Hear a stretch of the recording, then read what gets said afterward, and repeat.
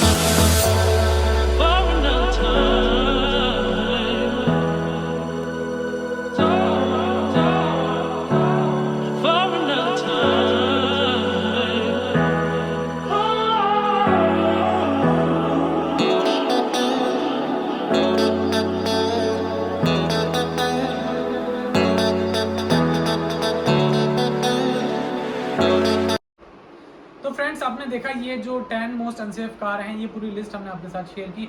अगर आप कार लेने का प्लान कर रहे हैं और सेफ्टी आपकी प्रायोरिटी है तो आप इन कार को लेना अवॉइड कर सकते हैं।